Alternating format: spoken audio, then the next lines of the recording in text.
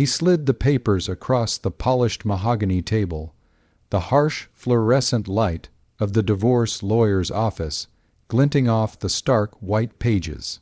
"Sign it, or I'll make sure you never see the kids again," he said, his voice a low, chilling threat that sent a shiver down my spine, a familiar cold dread that had become my constant companion over the last few months. My hand trembled, hovering over the pen, my eyes blurred with unshed tears as I stared at the draconian terms laid out before me, terms that would strip me of everything I had built, everything I cherished, and most agonizingly, my very children. Was I wrong to even consider what he was asking? Was there any way out of this impossible bind, or was I doomed to lose everything for the sake of a fight I wasn't sure I could win? Tell me honestly if you would have done the same thing, faced with the absolute worst choice a mother could ever imagine. It all started so innocently, as most nightmares do.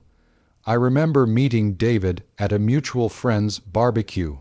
He was charming, witty, and incredibly attentive. We fell in love quickly, a whirlwind romance that felt like something out of a movie. He was everything I thought I wanted in a partner, ambitious, driven, and seemingly devoted to me. We married 2 years later, a beautiful ceremony under a canopy of fairy lights, promising forever. The first few years were idyllic. We bought a cozy house in the suburbs, adopted a rescue dog, and eventually our 2 beautiful children, Lily and Ethan, arrived, bringing with them a joy I never knew was possible. I was a stay-at-home mom, a decision we made together, believing it was best for our young family. David's career as a corporate lawyer was taking off, and he often worked long hours, but he was always present when he could be, or so I thought. He was the provider, the rock, and I was content to manage our home and raise our children. We had a comfortable life, financially stable, and I genuinely believed we were happy. He would often tell me how grateful he was for my sacrifices, for making our home a sanctuary, and for dedicating myself to our children. I believed him, truly. The first crack in our perfect facade appeared subtly, almost imperceptibly, like a hairline fracture in a valuable vase. It started with David working even longer hours, bringing more stress home. He became more irritable, snapping at me over trivial things, dismissing my concerns about the kids or the house with a wave of his hand. I tried to be understanding, attributing it to the pressures of his demanding job. I tried to soothe him, make his favorite meals, ensure the house was always peaceful for him, but it felt like walking on eggshells. His compliments dwindled, replaced by criticisms disguised as helpful suggestions. "You should really look into getting back into shape," he'd say, eyeing my post-pregnancy body. Or, "Are you sure you want to serve that again? It's a bit heavy." The emotional distance grew, and intimacy, both physical and emotional, became a rarity. I remember one night I tried to talk to him about us. I poured my heart out, expressing how lonely I felt, how much I missed the connection we once shared. He just stared at the ceiling, then rolled over and feigned sleep. The silence was deafening, and a cold knot formed in my stomach. Then came the financial control. Slowly, imperceptibly at first, David started tightening the purse strings. He'd question every expense, even for groceries or the children's needs. He'd make me justify every dollar, scrutinizing receipts. When I asked for an allowance for personal spending, he laughed, a harsh, humorless sound. "What do you need money for, Sarah? You don't work. Everything you need is here."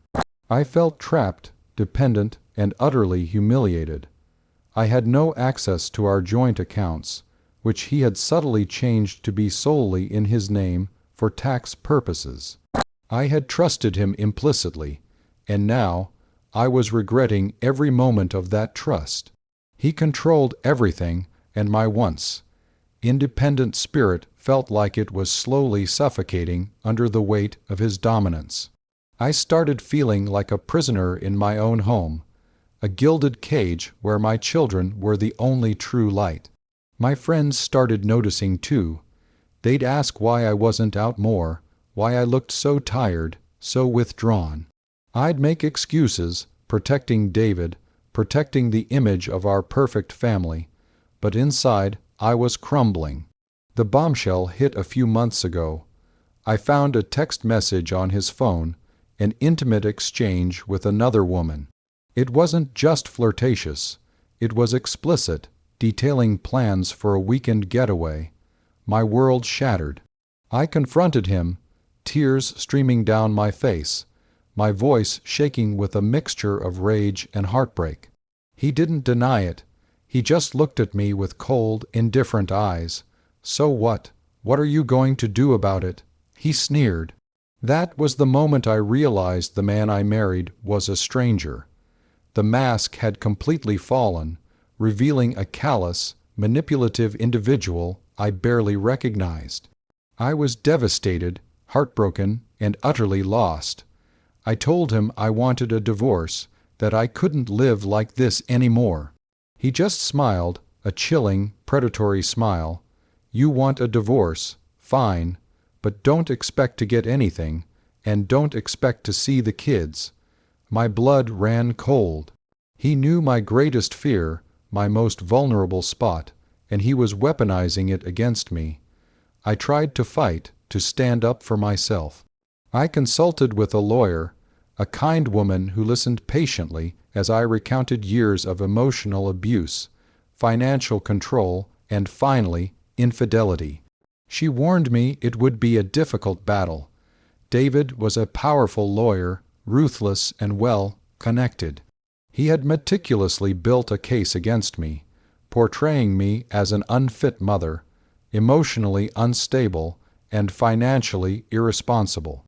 He had documented every instance of my emotional distress, twisted my desperate pleas for connection into accusations of irrational behavior, and painted me as someone who was incapable of providing a stable home for our children. He even started planting seeds with the children, subtly turning them against me, telling them I was sad and not well, and that he was the only strong parent. My heart ached for my innocent children caught in the crossfire. The thought of losing them was unbearable, a pain so profound it eclipsed even the betrayal of my husband. So that's the situation I was in, and I had to make a choice. Before I tell you what happened next, I want you to pause and comment below what you would have done in my shoes. Would you have fought, risking everything and potentially losing your children in the process? Or would you have signed, sacrificing your financial security and your dignity for the slim hope of maintaining some semblance of a relationship with your kids? The day he slid those papers across the table, his words echoing in the sterile room, "Sign it, or I'll make sure you never see the kids again," I felt a primal fear grip me. It wasn't just a threat. It was a promise from a man who had proven he would stop at nothing to get what he wanted.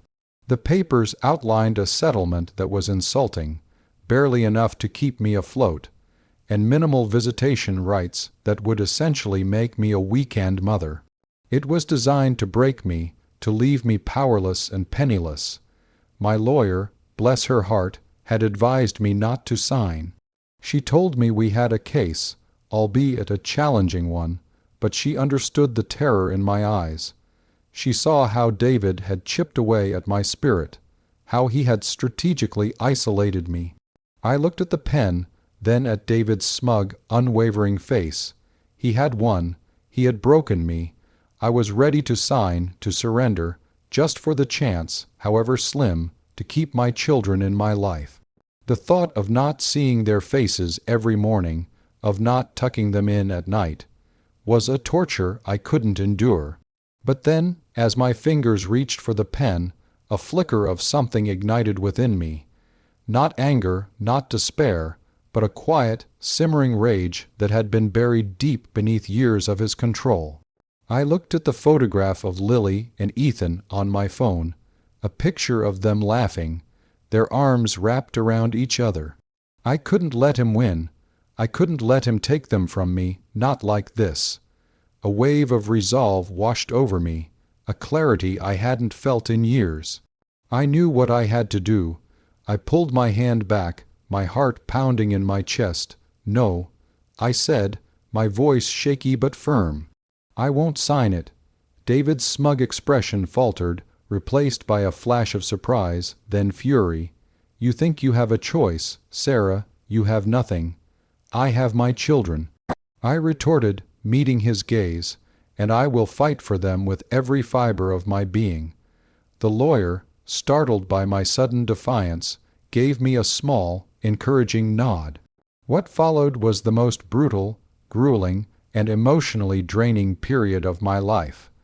David unleashed the full force of his legal expertise and his considerable financial resources against me. He painted me as an emotionally unstable, hysterical woman, unfit to raise children. He hired private investigators, twisted every innocent interaction, and even tried to manipulate the children through various gifts and promises. He tried to discredit me at every turn, but I had found my strength, a resilience I didn't know I possessed. I started therapy not just to cope, but to gather professional testimonies about his manipulative behavior and my own emotional well-being. I meticulously documented every instance of his emotional abuse, every time he tried to financially control me, every subtle manipulation with the kids. My lawyer, energized by my newfound resolve, became a formidable ally. We gathered evidence of his infidelity, his attempts to conceal assets, and his history of controlling behavior. It wasn't just about the divorce anymore. It was about exposing him for who he truly was. The turning point came during a particularly ugly custody hearing. David was on the stand, confidently lying, twisting facts, and attempting to portray me as a negligent mother. But my lawyer had a trump card.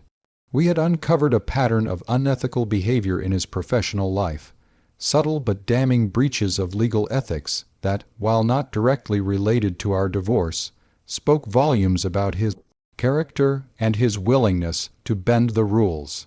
And, crucially, we had evidence of his attempts to alienate the children from me, recordings of him subtly bad-mouthing me to them, obtained through a trusted family member who had finally agreed to help. The judge, who had initially seemed swayed by David's polished presentation, began to look at him with a different light. The tide turned, slowly but surely. The final blow came when his mistress, enraged by his public abandonment of her and his refusal to financially support her after he had promised, came forward and provided an affidavit, detailing his manipulative tactics, his deliberate attempts to hide assets, and his absolute disregard for my well-being. It was a chaotic, messy, and incredibly painful public airing of our dirty laundry. In the end, David didn't just lose the divorce, he lost everything. The judge, appalled by his conduct, awarded me full custody of Lily and Ethan, with supervised visitation for him, something he vehemently fought against, but to no avail. The financial settlement was generous, reflecting his deliberate attempts to hide assets and his long history of financially controlling me. His professional reputation was severely tarnished, leading to disciplinary actions and a significant blow to his career. He was exposed not just as an adulterer, but as a ruthless, manipulative man who would stop at nothing to get his way, even if it meant destroying his own family. It was a Pyrrhic victory in many ways. The emotional scars remain, a constant reminder of the trauma we endured. But my children are safe, loved, and thriving. We moved to a new home, a fresh start, far away from the shadows of our past. I went back to school, rediscovered my own ambitions, and slowly, painstakingly, rebuilt my life and my confidence. It was a long, arduous journey, but seeing my children happy, knowing I fought for them and won, makes every single tear, every single struggle worth it. I look at Lily and Ethan now, vibrant and full of life, and I know I made the right choice. It wasn't easy, and there were countless moments I wanted to give up, to just sign the papers and walk away, but something deep inside me wouldn't let me. I often wonder what would have happened if I had signed that day, if I had let him win. The thought is still terrifying. My story is a testament to finding strength in your darkest moments, to fighting for what truly matters, even when the odds seem insurmountable. Like this video if you were on my side, if you think I made the right choice. Subscribe for more stories like this, where people face impossible situations and fight for their lives and their loved ones. And please, share your final thoughts on this whole mess in the comments section. I'll see you all in the next story.